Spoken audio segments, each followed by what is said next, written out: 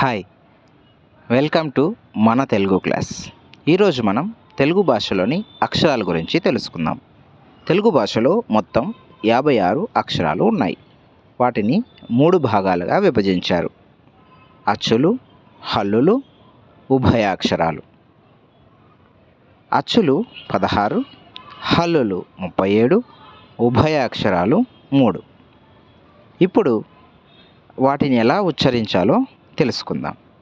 ముందుగా అచ్చులు: అ, ఆ, ఇ, ఈ, ఉ, ఊ, రు, రు, ఎ, ఏ, ఐ, ఓ, ఓ, ఔ.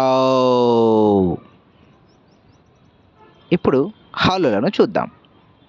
క, ఖ, గ, ఘ, ఞ, చ, ఛ, జ, ఝ, ణి, ట, ఠ, డ, ఢ, ణ, త, థ, ద, ధ, న, ప, ఫ, బ, భ, మ, య, ర, ర, ల, ళ, వ, స్య, శ, స, హ, క్ష.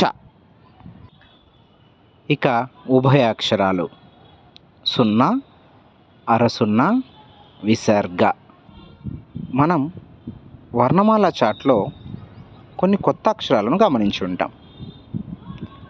అయితే వాటిని ఇప్పుడు మనం వాడటం లేదు, కానీ తెలుసుకుందాం. అచ్చుల్లో లు, లు అనే 2 అక్షరాలు ఉన్నాయి. అలాగే చ వర్గంలో ఛ, జ ఈ 2 కూడా దంత్య చజలు. వాటిని కూడా మనం ఉపయోగించడం లేదు. అలాగే అచ్చుల్లో రూ కూడా మనం వాడటం లేదు.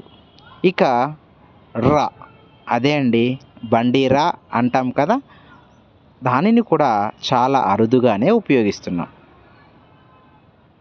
నన్ను, నా ఛానల్ని సపోర్ట్ చేస్తున్న మీకు అందరికీ హృదయపూర్వక ధన్యవాదాలు. ఇప్పటి వరకు సబ్స్క్రైబ్ చేసుకోకపోతే సబ్స్క్రైబ్ చేసుకోండి, షేర్ చేయండి, పక్కనున్న బెల్ ఐకాన్ నొక్కండి, నాకు సపోర్ట్ చేయండి. Thank you so much.